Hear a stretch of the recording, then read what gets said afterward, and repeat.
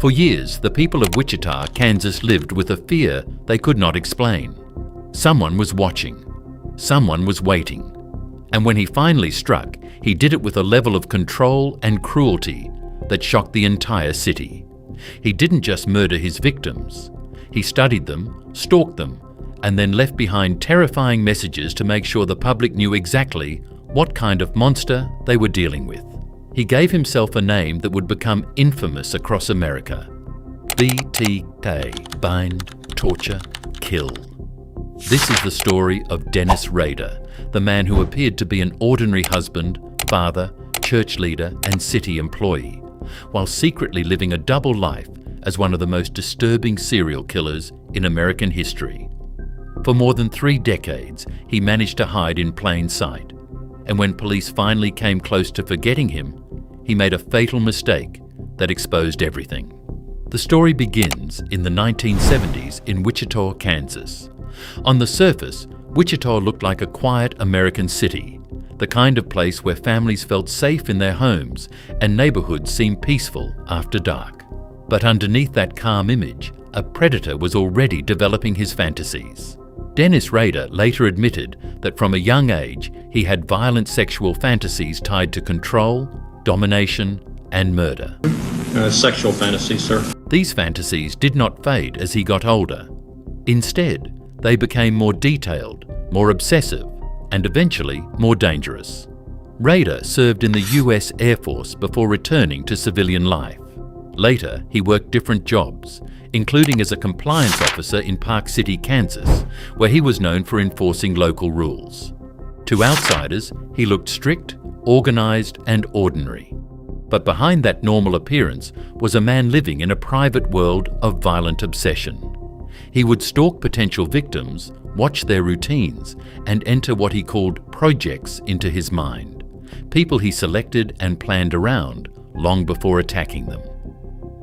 His first known murders took place on January 15, 1974.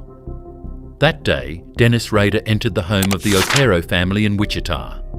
Inside were Joseph Otero, his wife Julie, and 2 of their children, Josephine and 9-year-old Joseph Jr. Rader had been watching the family and had chosen them in advance. He entered the house armed and in control, then bound the family members and murdered all 4 of them. Well, that was part of my, my what you call fantasy. These people were selected. The brutality of the crime stunned investigators. An entire family had been wiped out inside their own home, and there was no clear explanation for why they had been targeted. But the murders did not stop there. Later that same year, BTK killed Catherine Bright, a young woman attacked inside her own home. Her brother survived the attack and provided crucial details about the killer's behavior. Your Honor, my name is Kevin Bright, and it's fine. And this is a victim impact statement, and I'm here representing my late sister Kathy and my mother Dorothy. The pattern that began to emerge was terrifying. This was someone who enjoyed control, someone who planned carefully, and someone who wanted his victims to feel helpless. The crimes were deeply personal, slow, and sadistic. What made BTK even more chilling was the way he wanted attention. He was not satisfied with killing in silence. He wanted credit. He wanted fear. He wanted the public and police to know that he existed. In 1974, he sent a letter claiming responsibility for the Otero murders. In that message, he suggested a name for himself: BTK, bind, torture, kill. It was a name designed to shock people, and it worked. The letters made the case even more disturbing because they revealed something important. The killer was arrogant, theatrical, and desperate to be recognized. As the years passed, BTK continued to murder. In 1977, he killed Shirley Vian, a young mother, after invading her home. That same year, he murdered Nancy Fox, whose death became one of the most infamous BTK killings. After killing Nancy, Rader called police himself and calmly reported the crime. That phone call showed just how confident he had become. He was not acting like a man afraid of getting caught. He was acting like a man who believed he was smarter than everyone around him. By this point, Wichita was gripped by fear. People locked their doors earlier, families changed routines. Women were told to be extra careful. Police were under enormous pressure, but the investigation had a major problem. BTK was organised. He did not fit the image of a reckless killer. He planned his attacks, controlled scenes carefully, and then returned to normal life. There was no easy suspect, no obvious pattern that could quickly lead police to him. That ability to appear normal was one of Dennis Rader's greatest weapons. He was married. He had children. He was involved in his church. Neighbours knew him as a regular man. Nothing about his public image screamed serial killer, and that is exactly what made him so dangerous. He understood how to divide his life into two worlds, the public mask and the secret identity. In 1978, BTK sent another letter, continuing his communication with the media and investigators. These messages were not just taunts, they were performances.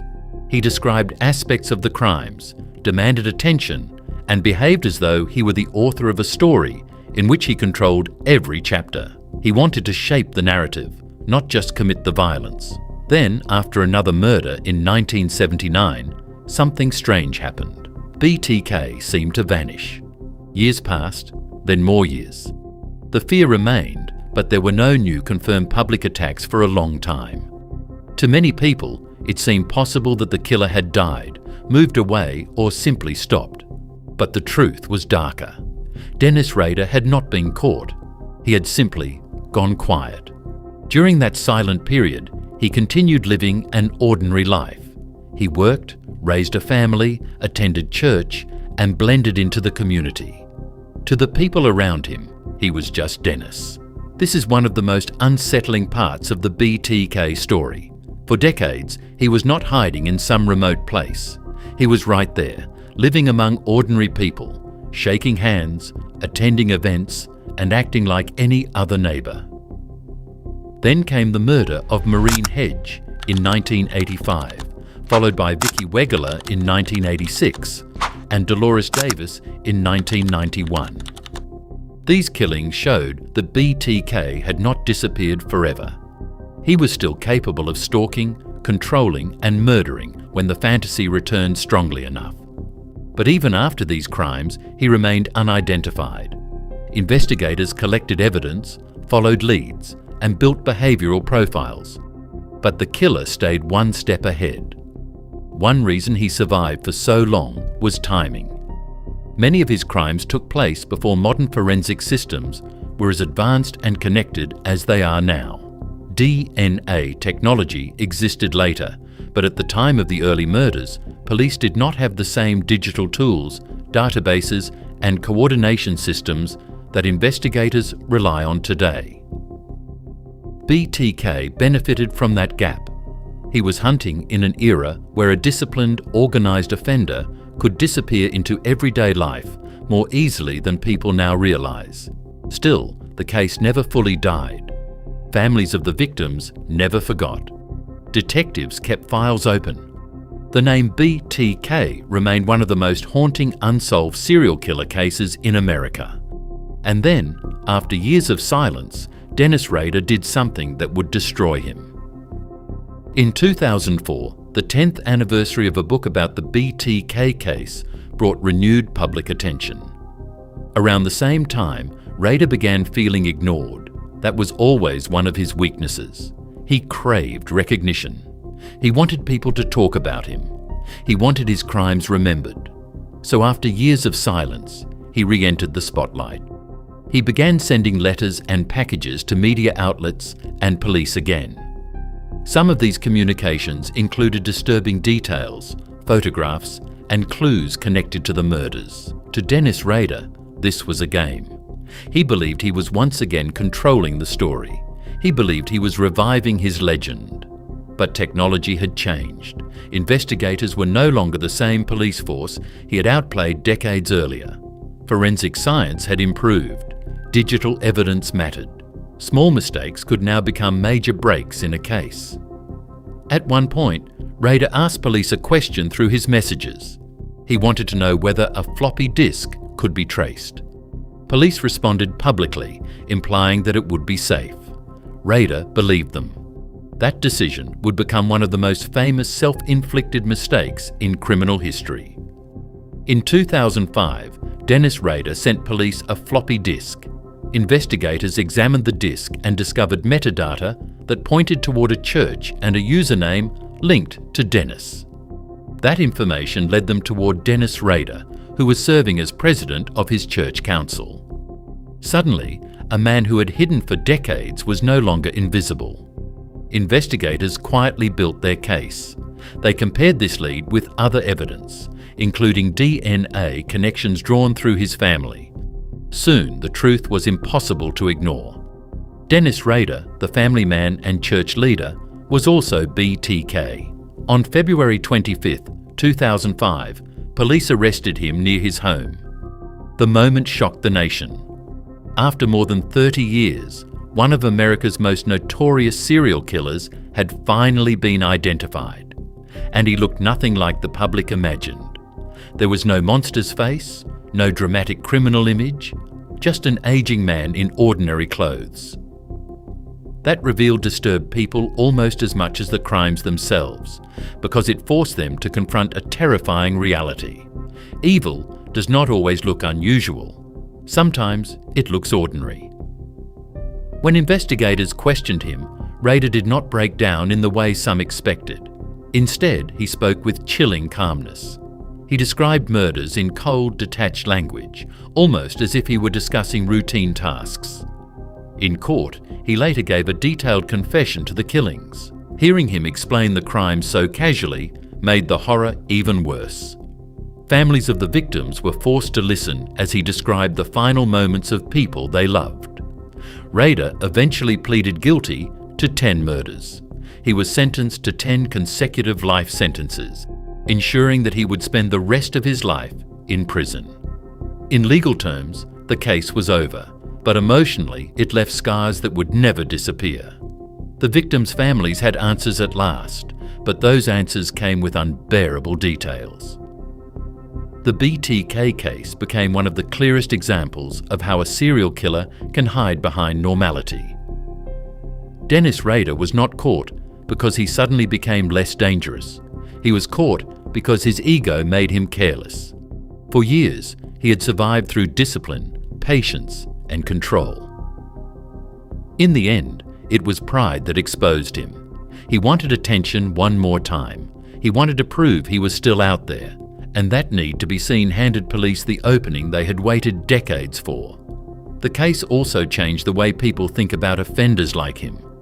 BTK was not impulsive in the usual sense. He was methodical, patient, and capable of pausing for years while maintaining a completely normal public image.